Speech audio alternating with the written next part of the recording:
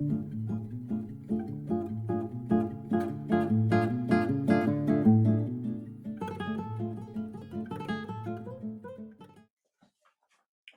in, my friends. 5 minutes with Sean, maybe 10.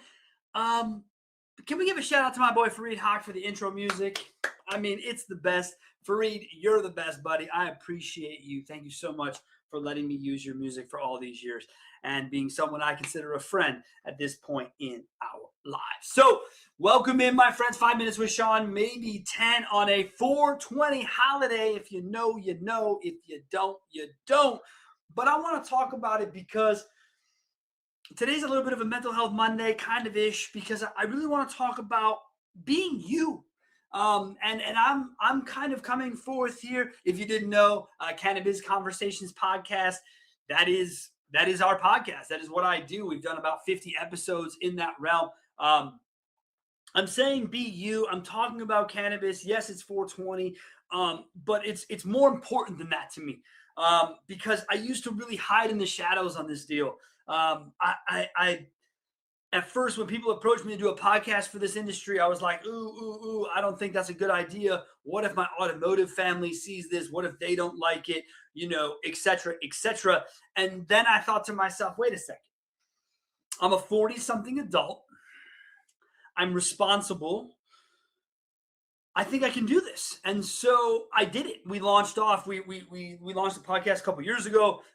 It's a lot of fun. It's an industry that I have passion and advocacy for a very, very, very long time.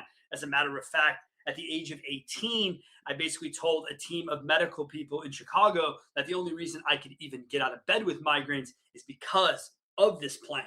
That was many years ago, 26 years ago, 27 years ago at this point. And so when it happened, I remember thinking that they were so against it and so vitriol about, no, you must be on these medications and this and this and this. And I fought back and I made my own way. And so I know that there is some stigma around the plant. And part of the reason we created the podcast was to help remove the stigma and uplift the plant to where it belongs. Because of its medical properties and what it can do for people. But I'm getting sidetracked on you here. My bigger point to you is that I needed to be me. I needed to no longer be concerned about how my passion and my interests were going to intermix with my business life, because frankly, 13 years into my own business life and personal life are just one woven fucking sweater, man. You can't separate the two. I know people like to talk about it. They like to give thoughts and theories on it. Work-life balance, blah, fucking blah. Here's the reality. Life and business, the way we operate, are all in one. And so when cannabis came on the scene for a podcast, look, I've been in the background of cannabis since 2004, all right? My wife and I used to be medical growers.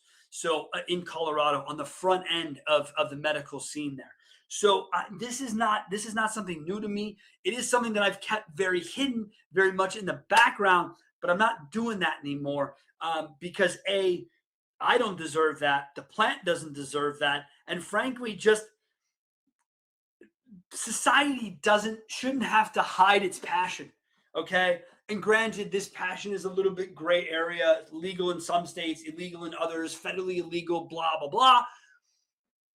But it's a growing industry. It's full of entrepreneurs. If you haven't checked out the podcast, you should go over, check it out. Because it's not just about, we're not just sitting around talking about weed, smoking weed. As a matter of fact, smoking weed's never happened on the show. That's not what it's about. It's about entrepreneurial journeys. It's about building brand. It's about building product. That's what it's about. And that's why, to me, it's kind of an extension of this show. I've had great entrepreneurs. I just had Mark Baruth on the show from Co-opable. The guy was awesome. But what makes him awesome is the fact that he's a visionary. He's an entrepreneur. He's trying to make something happen in a niche. I respect it. That's what we did at Card Biz. But yeah, I'm the Z guy, okay? I'm the biz guy. That's what I do. That's how I've operated. And so what we're looking at in that space is entrepreneurs. What we're looking at in this space is entrepreneurs. It's car people. You know, in that industry, it's people who are in retail. Look, folks, I could sit here all day and explain to you the parallels between the cannabis industry and the car industry. They're fucking ridiculous. There are so many, from marketing to process to retail. There are so many parallels that exist. And what ends up being very interesting to me is how many people in the car business have come to me and said, yo, guy, what's going on over here? I didn't know you were into this. I'm into this too. Can we talk about this? And I love it. I love it. Recently, I've sort of done this in my personal life as well. I've made it very obvious who I am. And some of that's good, some of it's bad. I did it in my bowling alley, and now everyone who has a question about hemp or cannabis have approached me and asked questions. And I've sort of become, the weed guy, which is fine, I don't mind it because I have passion for it. I love the fucking plant. I love the power of the plant. I love talking about it. And I also love debating with people who would like to tell me that it's the devil's lettuce or that alcohol is somehow a better option than this. I love those debates. If you'd like to have them, let's have them in the comments. Let's have them in person. Again, we'll do this one. 262-278-0157 is the call-in line for the podcast and has been for the better part of 400 plus episodes. No one ever uses it, but I would love to have it. If you have a question, if you have a concern, 262-278-0157, folks. Hit the number. It goes right to my cell phone. I'll pick it up. I'll be the one chatting with you. But anyways, the bigger point here about being you is being you both here, interwebs, and in real life. So commonly I come into people and they say, Sean, what's weird is you're the same crazy asshole in person that you are online. Yeah. That's the point. That's the goal. However, I've met a lot of people who are not. So if you're going to put up a facade here in the interwebs, you should probably carry, even if it's a fucking facade, over to the reality portion of the business, because that's where things get super weird. Super weird. Now, do I expect people who are really outgoing in person to be the same online? No, because I think people struggle with the red button, hitting record, being on camera. I don't. Obviously, between podcasts, I'm coming up on like 500 different times on video. And so it doesn't really bother me at all. And in my own business, I produce video assets for clients. So again, it's not weird to me. But it is weird to hide who we are. And the older I get and the more energy work that I do and the more I focus on me as a human being, I find that putting aside who I am only hurts me. And I'm not doing that shit anymore. So if people were to come to me right now and they were to say to me, Sean, that's it. I saw the podcast. Because you're interested in cannabis, my company cannot work with you. I would say, I'm sorry that's the case. Shake hands, part ways as friends. Because look, here's the reality of things. What people do in their personal lives, what people do outside of work really isn't how I want to judge them for our work relationship. I want to judge them on their work. How they act outside of work, this is a debate I've always had. So like, I'm a huge baseball nut and Pete Rose belongs in the Hall of Fame, but because how he acted outside of baseball, maybe he did some gambling, maybe he broke some rules, but mainly it's his behavior outside of baseball is what precludes from putting him in a baseball shrine. Seems really weird to me. And so I don't want to do that. I don't want people feeling as if who I am in the automotive industry is somehow lessened by who I am outside of it. I don't consider myself a bad person. Sure, now that I've done this, maybe people will consider me a bad person. It's a bit sad in 2026 to think that cannabis would put anyone on any of a blast list, but it still does. I get it. But I'm not going to hide from it.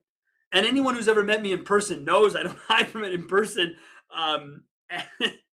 Ask Dave Foy about an unbelievable story with him, myself, and Michael Barrich in Tampa Bay in like 2022. It's one of my favorite stories ever. And Dave Foy, if you're watching this, you should put in the comments the bit of the story that happened because it was hilarious. But the point is, anyone that's met me knows that in person, I don't hide this fact. And now online, I'm not going to hide this fact. And I say this as a point on this show to people that I want you all to be you, to embrace what makes you you. Try not to hide the parts of you that you enjoy behind closed doors because you're concerned what businesses may think. As people, we need to do a better job of accepting each other at our most basic form, which is human. Now, this is not to say that I'm someone who's like, yeah, you should go out and abuse dogs or children or women or what. That's please don't confuse what you might believe is an illegal behavior in cannabis with all the other myriad illegal behaviors that exist. That is not what we are saying. At the end of the day, we need to be good people to one another. That's what I think people need to know. So today, I ask you to go be you. Because me, I'm not going to stop. As a matter of fact, I've never felt so emboldened to be myself before. So look out for more of that. Thank you guys so much for indulging me on this 420. I've got things to do, as I'm sure you do. Go out, enjoy your day, however that is, and we'll see you next week on the show. Thanks a lot.